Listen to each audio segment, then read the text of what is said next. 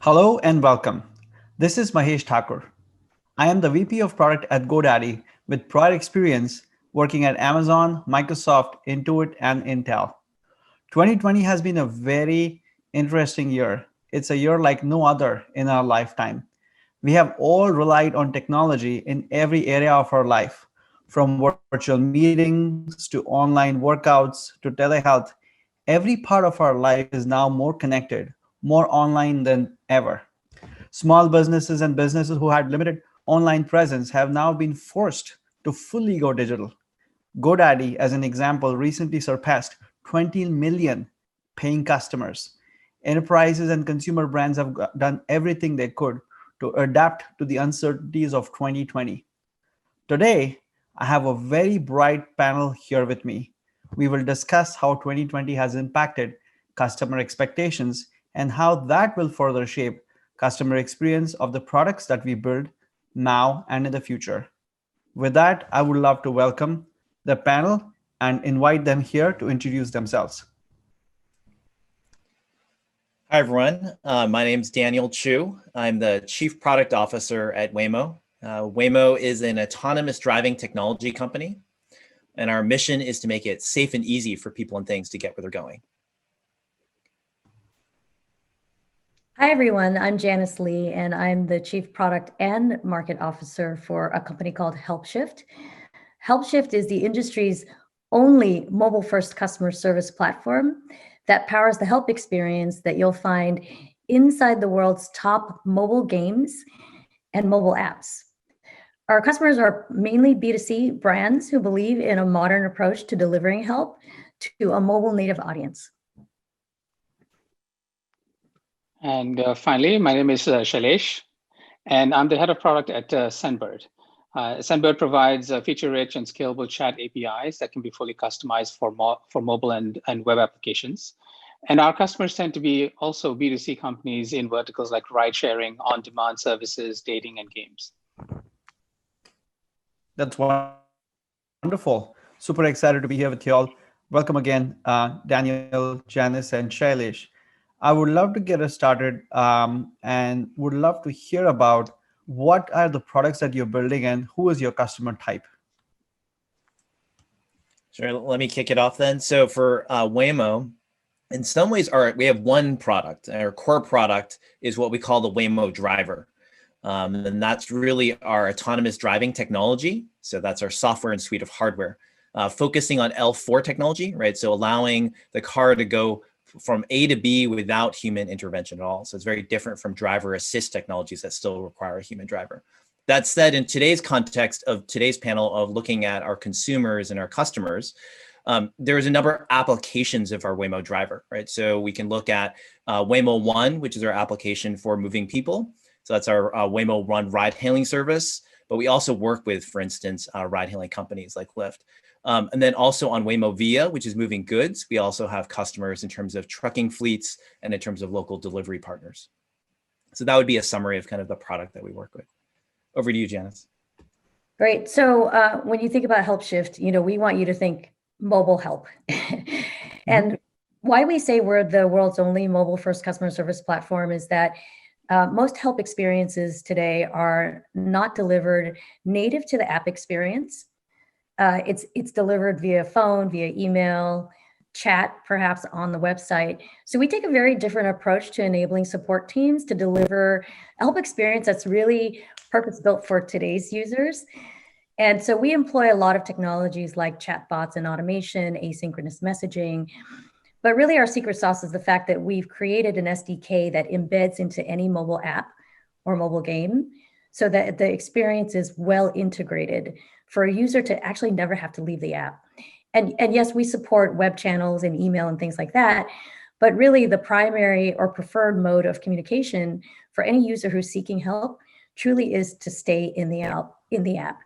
So our primary markets are, again, B2C brands, typically in the mid-market because they tend to be younger. These companies tend to be 15 years or younger because they are from the app economy. And we sell to product managers who want to think about, modernizing their customer experience or staying current with their mobile app experience, and the heads of customer service who are looking at just a new way of delivering customer support to mobile users. Interesting. That's great, Janice. So you're obviously talking about your end users who could be product managers as well as the customer support organization. And I like how you talked about purpose build. And obviously that's sort of a complement to what Daniel and his team at Waymo are doing, where they are actually serving customers like us who may be using the vehicles and even their partners in the automobile industries. So that's a pretty diverse set of products and audience that we're talking about. Let's hear from Shailesh. Yep, thank you. So Sandbird's customers also tend to be in the B2C space. And as I mentioned earlier, in verticals like ride sharing, dating, games, and so on.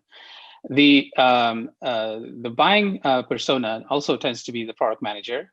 And in this case, what they're trying to do is use chat and communication between the users in a mobile application, or between the users and the company, as a means of kind of fostering engagement. Our customers offer these services obviously through us, because we provide a really rich set of services to operate the chat that you have across multiple modalities, whether it's text, voice, and video. We also have a lot of tools on the back end to moderate the ensuing conversations. And finally, we provide a rich set of analytics, because this is also a source of data on how users are interacting with your applications, and can be used to, again, improve the user engagement that you have in your mobile application. Sure. So there is a lot of that analytical side and the data-driven nature that you bring into how you're thinking about your product as well as your platform. So all in all, these are great. And thank you again for telling us about your product, about your customers, and your space.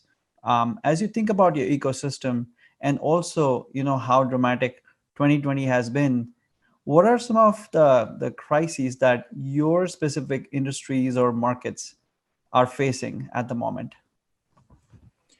So definitely 2020 has been a crazy year. And maybe I would split my answer into a few different areas. One is kind of how the transportation industry has been affected by COVID and the pandemic. The second one is around how the autonomy industry has been impacted. And then lastly, kind of, how we've seen some of the consumers interact. So in terms of transportation, of course, the pandemic has had unprecedented impact on transportation. We've seen on a global scale, for instance, ride hailing down over 75% in the throes of the pandemic. We've seen that also affecting other industries. So for instance, Class 8 trucks were down like roughly 52% back in March. And on the flip side, we saw skyrocketing demand, for instance, for food and grocery delivery. Mm-hmm. So that's kind of some of the trends that have definitely been happening this year. In terms of autonomy, I think the trends have been more around consolidation in the space, right? So I think, and this has probably been true across many of industries, right? That it's definitely been a more challenging environment to work in. And so I think it's forced it to be, who are the serious players, right? Like I think for a while we had every kind of everyone in their garage was doing autonomous cars. I think it's really consolidated the industry and forced it to be, who are the bigger players that are really serious about putting the investment required for the journey. So I think those are some of the trends that we've seen both within the transportation space and then with the autonomy space. Something that you would have not imagined before 2020. Definitely. Yeah, so I can talk about what's happening in our space. And it's actually, it's a tale of two stories. It's a crisis and an opportunity. So the first part that's an opportunity is that during COVID, demand and usage has gone up, believe it or not, for mobile apps, even though nobody's really leaving the house. And statistically, people are spending now up to 4.5 hours on their mobile devices while they are not leaving the house, while they're sitting on their couch. So usage of specific apps like social and mobile games, that traffic has gone up 85% year over year because of COVID, as you can imagine. And users in general, right, are using any form of mobile apps, any type of mobile apps while they're on their mobile devices. So lots of usage gone up. Now, the issue is for the B2C brands who provide support to these users, their productivity has actually gone down. And that's because if you've got agents who are used to working in call center environments, contact center environments, we're seeing across the larger group of our customers who have dozens and hundreds of agents who are used to working in call centers, having to work from home. And as a result of that, some of the tools that maybe they employed, for instance, for phone support, don't scale as well in a work from home remote environment. And we're seeing some really large organizations having to break up the shifts that agents can actually work because of social distancing. So they are now operating at 1/3 the capacity of what they used to and having to split up shifts. And that's why you're seeing things like, if you want to contact your service provider because you need a lot more bandwidth coming down because you've got 4 people on Zooms every day, right? Why you go to all of these websites and it says, the first thing is an apology that says, you're going to experience extended hold times. And average time to resolution or time to response has gone way up. It could be 21 days before you hear back from the brand to get support. So it's an opportunity because you've got a lot of users now who are, wanting to frequent your app and, make purchases or play games and be social and create all those TikToks, but you don't have the agents to support it. And so now the brands that we work with are really thinking about how do they better automate and make support available in a 24/7 format using bots more than ever before. That is indeed quite a shift. And like you said, the response could be as late as 21 days. And by then the customer would have forgotten which product and what issue they were facing. So I think it's a very critical moment in the support industry as a whole. And if you can do somewhat of an automation on trivial things that can be solved by these bots, I think that's going to be game changing this year and beyond. Literally game changing. So I guess I can jump in and build on some of the things that Janice talked about. So very much agree there that there is quite a dynamic nature in terms of how users are engaging with their devices, and there's like a shift in where they're spending their time. So we continue to see some of the same trends, because we have a very related set of products. And the crisis, I think, that many of our customers face tend to be along the lines of, how do you promote thoughtful connections during these times when user behavior is changing dramatically, right? And then secondly, how do you increase this engagement in a manner that is consistent with your brand and the promise that your brand makes? So, we've, like Janice mentioned, we've seen a huge increase in usage. There's literally hundreds of millions of digital connections that we see happening through our products. We are having to kind of come up with different, use cases and personas that we support, and different types of person-to-person interactions. But nevertheless, I think it's worth reminding everyone that human connection and relationships remain critical to the health of society, and also for the efficient and optimal delivery of digital business and services. And so all of us, I think, are very thoughtful about that and our responsibilities. And the other thought about increasing engagement in a manner that is thoughtful to your brand, I think this is also something that all of us are really thinking about. And in our case, we are really working with some of our customers to say, what is your brand promise? And what are the tools available to you to really double down on that? And a little bit selfishly, we talk about the ways in which creating extra channels for consumers to build relationship with other users on your brand, and for them to engage with your customers, whether it's just chat or voice and video as fallback onto chats for more timely communications. Like making those things easy, I think, really goes towards the brand promise. Sure. And it is in these times when customers really need to talk or get their issues resolved. And it is at those times where the brand promise becomes even more critical for the companies to deliver 24/7, no matter what's going on in the environment. And I think if your company can help the businesses achieve that, that can make the platform very critical in their life cycle. Having said that, I think we guys all share the fact that there is enormous changes in every part of our lives. So as you folks see your customers and observe them, I would love for you all to share what are the changes you're seeing in your own customer behaviors, and then how are you taking initiatives to adapt to the changes that are needed either in your product or design or any of those things to adapt to that shifting mindset of this consumer. So there's definitely been a lot of shifts, but I would say that what's made it even more challenging is that I know for all of our customers and for our riders, there's always a diversity of perspectives.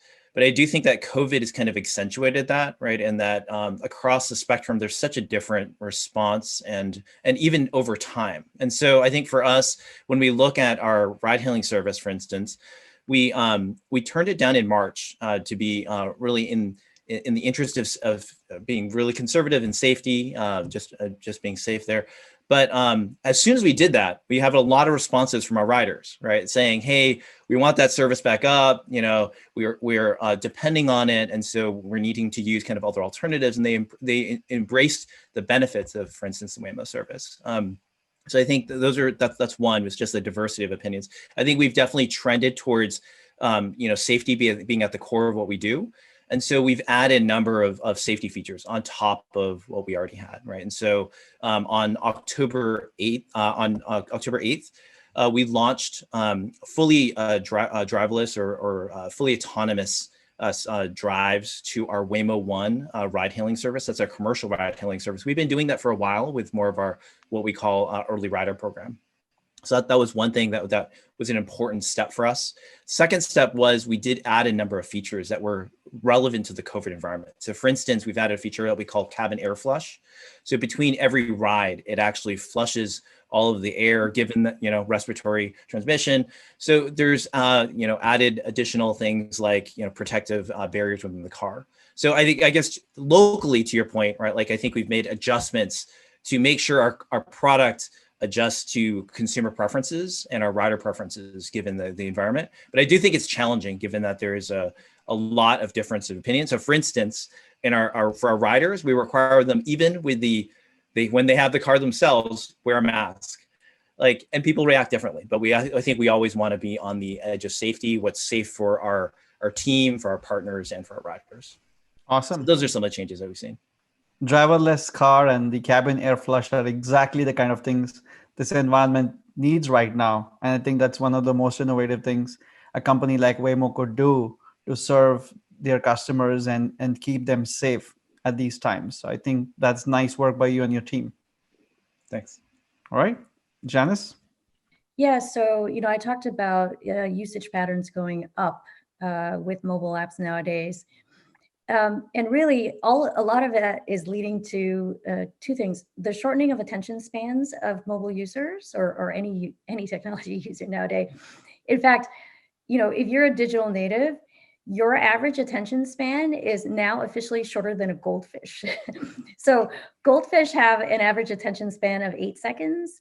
We as digital natives have a 7-second attention span. So for our brands, really the economic unit for them is time. And it's not measured in days or hours, it's actually measured in seconds. Their whole goal to drive revenue through usage, through transactions inside the app. It's all about making sure that people stay in app and that they don't waste a second away from the app. And if you think about what the typical help experience is, normally you leave the app and you go to Google the answer, right? And that's not something that brands want because, first of all, they don't own Google. Google could take you anywhere. It could take you to the wrong place. But then they leave your app in order to do that, and they may never come back, and chances are they won't come back. So what brands are doing is, trying to think about how you can keep them in the app and resolve their issue faster so that they don't switch. Because loyalty is, at an all-time low when it comes to brands from a consumer standpoint. So when we look at our product, there's actually 3 things we're trying to deliver on. Better outcomes, okay? So the first outcome is how do you keep them in app and get to resolution faster? And we're looking at how we deliver bots and automation so that, for instance, if you're an agent you get assigned the right issues for the right level of expertise, so that the right users get routed to the right agents if they need to get routed to an agent. Our bots are also getting smarter as well. So we use what's called AI-driven intent classification, so that based on what the user says, we automatically know what the issue is, even though they don't articulate it in the exact words. And that way we can route them to an agent if needed. We can actually automate the resolution through a bot, or we can just point them to the right article.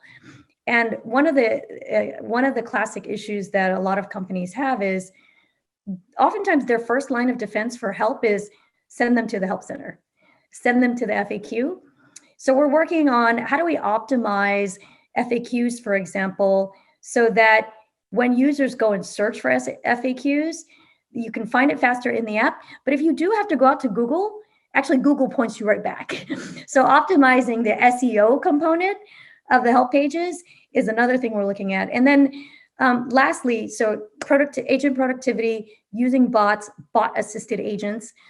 But then we're also looking at our pricing model. So we know that ultimately what brands care about is the outcome. And the outcome is resolve issues faster at the lowest cost possible. So we're looking at a pricing model that becomes more outcome-based than our traditional competitors who license their software based on agent seats. But in an automated bot-assisted world, you should have fewer agents and increase your time to resolution at the same time. So we want to introduce a pricing model that is much more outcome-driven and resolution-based than anybody else in the industry. That's quite a creative business model right there. And if you're able to have the systems really learn and personalize what the customer really wants and give them exactly what they want, why they still have the limited 7-second attention span, I think you guys will nail it. So I think that's dramatic. That's a dramatic shift in thinking as far as customer service is concerned. So nice work there, Janice. Shailesh, over to you. Yeah, so I think just want to reiterate a very important point that Janice made, which is that when a customer spends time in your app, it's within your scripted brand experience, right? And it's proven to increase, customer loyalty, repeat business, and in turn retention. The thing that we've noticed has increasingly, as demand coming from our customers, has been a sensitivity around the quality of the conversations that are within their brand experience, right? I think we've all seen really bad examples of toxic conversations, and people getting turned off. And so in turn, our customers are asking us, can you help, or can you give me some kind of assurance in terms of tools and processes to make sure that this doesn't happen within my app? And so, it's things like moderation to identify and filter out, unhealthy conversations, and suggested workflows around it. It's not just as simple as just banning someone, but how do you do it in a way that doesn't then have the problem pop up in a different manner? It can even be maybe really simple things like typing indicators and emojis, so people can be much more expressive about how they communicate. Suggested responses to that are thoughtful and kind of go with the flow of the conversations, and analytics to identify positive behaviors, not just the negative side, and to maybe reward positive behavior. And I think the last thing is many of these brands that we work with are now global in nature. And so there is an increasing amount of kind of local regulations that you have to comply with. The obvious ones are like GDPR, CCPA, and COPPA, and so on. And everyone's much more sensitive to these things now because of examples that they've seen, and they're looking to us to really help them navigate all of this. Excellent. I think that those are very important, and also you touched on the KPI of retention. Brands would care a lot about it, but I think the icing on the cake here is the quality of the narrative, the quality of the conversation, and if you could dynamically do that for the brands to know what is happening, which is healthy, and what is actually favorable versus not, and if they can already be proactive about it, that'll put them in a much better place than where they are, Shailesh. So I think it's a very important call out. Don't just care about retention, but also care about what's happening while those people are having those conversations and within those interactions. And if you and your platform can provide that kind of a analytical view into those details, into those narratives, I think that'll be a good value add for your clients. On that note, I would love for you all to share what advice would you give product managers to build products that are future proof, and also what would you suggest they should incorporate as they might begin their product planning process for the near term and for the future? For me, I would think there's three things to think about. And I'll share kind of an overall bias in terms of how we think about being resilient. But I mean, I would say that you don't chase the trend, right? Like that you have to build something that has lasting impact. So for instance, I don't think Waymo's needed to make any strategic changes in the context of an unprecedented pandemic, because we really believe we're solving this core safety problem of road safety, right? All the lives lost in terms of car crashes. And so I think it's around don't chasing the trend. You have to adjust for local like changes, but I don't think you want to chase it. I think, but in the other part is you do have to be iterative, right? That you can never, I think it's challenging. I think there's a sense that maybe as a product manager or product lead, you have to have a crystal ball. I think it's really around building iteration into your environment. So for instance, we had started with a very different product when we started as a Google self-driving car project, looking at driver assistance technology, realized that wasn't the way, really, and had the iteration built in so we could change that product. And then the last thing is it's a little different from that, is like, I think it's important to think about scenario planning. And I think actually what's challenging about scenario planning is making sure that you're consistently going back to that and you're having kind of triggers that indicate kind of when that scenario you feel like is coming to play. I think it's easy to kind of do an offsite. You think of some scenarios and then you kind of, that just gathers dust in the corner. I think it's important as product teams to really, how do you live and breathe that? How do you revisit and take a look at your strategy to make sure it's on target? I think those are the three things I would think about. Don't chase the trend, make sure you have an iterative approach, and think about building scenario planning into your product process. Very relevant. Thank you, Daniel. Good tips. Janice? Yes, so from my vantage point, I think one of the things that product leaders need to be thinking about, if they're not already, is going beyond product market fit. And you know, many of us are chasing product market fit right now, and there's sort of two issues related to that. Maybe not two issues, but two very common scenarios related to that. The first one is, how do you get it if you don't have it? And then if you have it, what do you do next? Do you go and pursue product market fit in another market? Or do you fortify your position in the market that you have product market fit? So when you're trying to determine what are your roadmap priorities, I would say, you know, first, now is the time to revisit, are you truly still a fit in the market for which you have product market fit? And if you don't have product market fit, what's changed about that market that's going to get you to that fit? And it's actually related to my second point, which is, I think we need to be thinking about product user fit. Because in the world of the user-centric, mobile-first world that we're in today, where a lot of products are really, you know, their growth is driven through individual user adoption. As definitely for B2C, for B2B, we're a B2B product. We sell to B2C brands. And when you think of B2B products, you know, you still have to think about product user fit. Just because you're selling to an organization doesn't mean that that is the best way for growth and adoption to happen. It should happen at the user level. And if you do it the right way, it actually lowers your cost of sales and marketing. So I would say, you know, now's the time to think about the user as well as the market. And when it comes to the user, you know, we exist because we are mobile first. We design for mobile users, because who is not a mobile user anymore? And the products that you design aren't just about functionality and workflows. It's about that user centricity. So thinking about the human problem that the user is trying to overcome, whether they're spending too much time looking for information, they're spending too much time trying to understand the information, they're spending too much time trying to action on the information.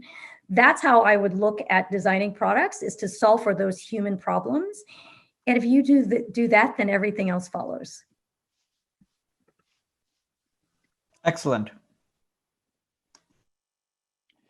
I guess I can chime in as well. When it comes to product strategy, right, there's always this tension between kind of the tactical here and now and kind of the strategic vision and the roadmap work that PMs often have to do. And I suspect that, when things in the broader society seem very ambiguous and unsettled, there's going to be this desire to focus on the short term because that's the thing that's easier to understand. And I actually think, this is, this is maybe the wrong thing to do. Like now more than ever, you really want to continue to balance your long-term vision and make sure that it's really clear.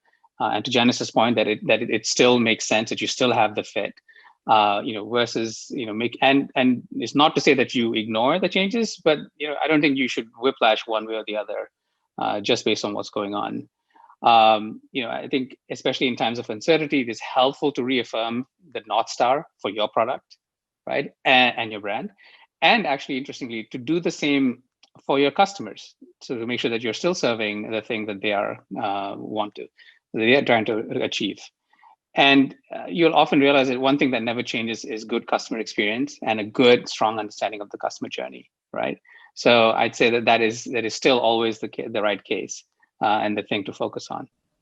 Definitely. I think there's a theme there.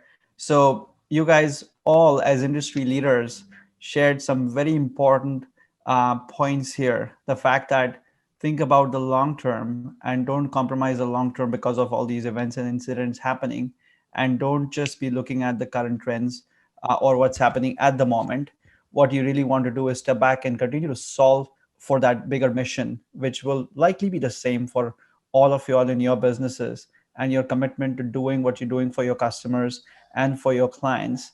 Now, during this time, obviously, you may make some shifts. Like Daniel said, you may iterate for the short term, but definitely you don't want to do things which are just taking care of what you've seen in 2020. Keeping an eye out and making sure that the company is working towards that bigger mission, that bigger purpose, continues to stay important. And as a matter of fact, even we at GoDaddy are trying to do the same. Our mission definitely is to empower the small businesses with the best-in-class tools and technologies for bolstering their online presence. And at the same time, while this pandemic happens, we are making all the shifts and every single thing that is possible to make their journey, to make their online journey a super successful experience. Of course, we are there for them at these times, but everything that we do is in line with the mission that we have. And I think a lot of the insights that you all provided help the product community understand how to not just react, but have that mindset, which is looking at the longer term, which is looking at the bigger picture, and then starting to frame the narrative for day to day. In other words, big picture vision first, big vision followed by the small bites, and not the other way around that some may be tempted to do because of this pandemic. So I want to thank you all for this very insightful conversation today. Daniel, Janice, and Shailesh, you all have shared some very good perspectives for the product community to take back and learn from. And these are also very diverse because you've covered a wide variety of industries, different consumer trends, and the kinds of things that you're seeing in your businesses are very unique. So I'm glad that we could get together, and I appreciate your time and you folks sharing your perspectives for the audience here. Thank you very much. Thanks for having us. Thanks for having us. Indeed. Thank you.